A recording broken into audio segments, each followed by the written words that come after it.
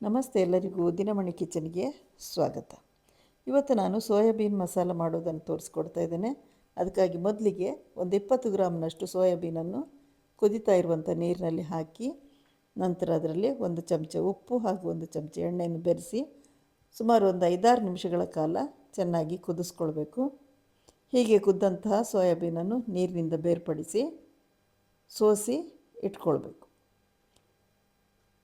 ಈಗ ಇಲ್ಲಿ ನಾನು ತೆಗೆದುಕೊಂಡಂತಹ ಸೋಯಾಬೀನ್ ಸ್ವಲ್ಪ ಗಾತ್ರದಲ್ಲಿ ದೊಡ್ಡದಾಗಿರೋದ್ರಿಂದ ಇವೆಲ್ಲವನ್ನು ನಾನು 2 ಹೋಳುಗಳಾಗಿ ಮಾಡ್ತಾ ಇದ್ದೇನೆ.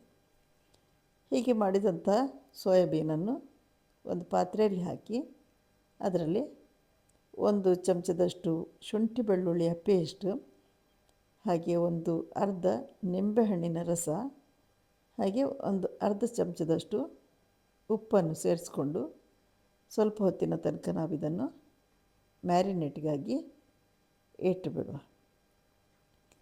ಇಲ್ಲಿ ನಾನು ಒಗ್ಗರಣೆಗಾಗಿ ಸ್ವಲ್ಪ ಒಣ ಮಸಾಲೆಗಳನ್ನು ತೆಗೆದುಕೊಂಡಿದ್ದೇನೆ. ಅದರಲ್ಲಿ ಒಂದು ಅರ್ಧ ಚಮಚದಷ್ಟು ಜೀರಿಗೆ, ಸೋಂಪು, ಹಾಗೆ ಸಾಜೀರ, ಹಾಗೆ 1-2 ಯಾಲಕ್ಕಿ, 1-2 ಲವಂಗ, ಒಂದು 5-6 ಕರಿಮೆಣಸು, 1 ನಕ್ಷತ್ರ ಹೂವು ಹಾಗೂ 1 ಚಕ್ಕೆಯ ತುಂಡು, ಹಾಗೆ 1 ಸಣ್ಣ ಜಾವಿತ್ರಿ ಕೂಡ ಇದೆ. ಇವೆಲ್ಲವನ್ನು ನಾವು ಕಡಾಯನ್ನು ಎಣ್ಣೆ ಬಿಸಿಗಿಟ್ಟು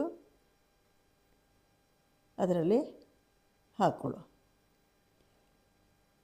ಇವೆಲ್ಲ ಮಸಾಲೆ ಪದಾರ್ಥಗಳು ಸ್ವಲ್ಪ ಹೊತ್ತು ಬಿಸಿ ಆಗ್ತಿದ್ದಂತೆ ಅದರಲ್ಲಿ 1-2 ಹಸಿಮೆಣಸಿನಕಾಯಿಯ ತುಂಡುಗಳನ್ನು ಹಾಗೆ 1 ಒಣಮೆಣಸಿನಕಾಯಿಯನ್ನು ಸೇರಿಸ್ಕೊಂಡು, ನಂತರ ಅದು ಕೂಡ ಬಿಸಿಯಾಗುವಾಗ 1 ತೇಜಪತ್ರವನ್ನಿಲ್ಲಿ ಸೇರಿಸ್ಕೊಳ್ಳೋ. ಇವೆಲ್ಲವನ್ನು ನಾವು ಸೇರಿಸ್ಕೊಳ್ಳೋದ್ರಿಂದ ಒಳ್ಳೆಯ ರುಚಿಯ ಜೊತೆಗೆ ಪರಿಮಳ ಕೂಡ ಚೆನ್ನಾಗಿ ಬರ್ತದೆ.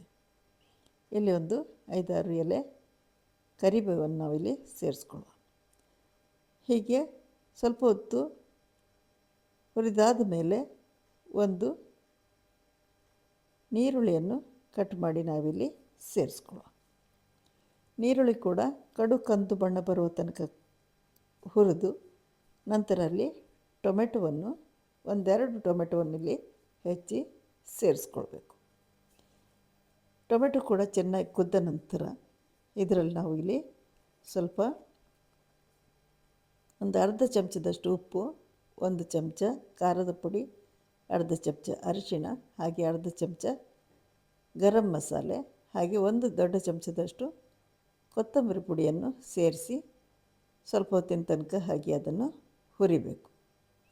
ಈಗ ಸ್ವಲ್ಪ ಹೊತ್ತಿನ ನಂತರ ನಾವು ಇಲ್ಲಿ ಮ್ಯಾರಿನೇಟ್ಗಾಗಿ ಇಟ್ಟಂತಹ ಸೋಯಾಬೀನನ್ನು ಈ ಒಗ್ಗರಣೆಯ ಮಿಶ್ರಣದೊಂದಿಗೆ ಬೆರೆಸಿ ಅದನ್ನು ಕೂಡ ಸ್ವಲ್ಪ ಹೊತ್ತಿನ ತನಕ ಚಮಚದಲ್ಲಿ ಆಡಿಸಬೇಕು.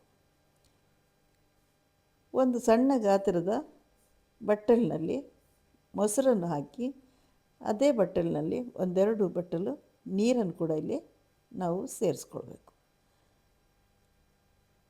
ಸ್ವಲ್ಪ ಹೊತ್ತು ಕುದ್ದ ನಂತರ ಕೊತ್ತಂಬರಿ ಸೊಪ್ಪನ್ನು ಹಾಕಿ ಗ್ಯಾಸನ್ನು ಬಂದ್ ಮಾಡಿ ಬಿಡುವ.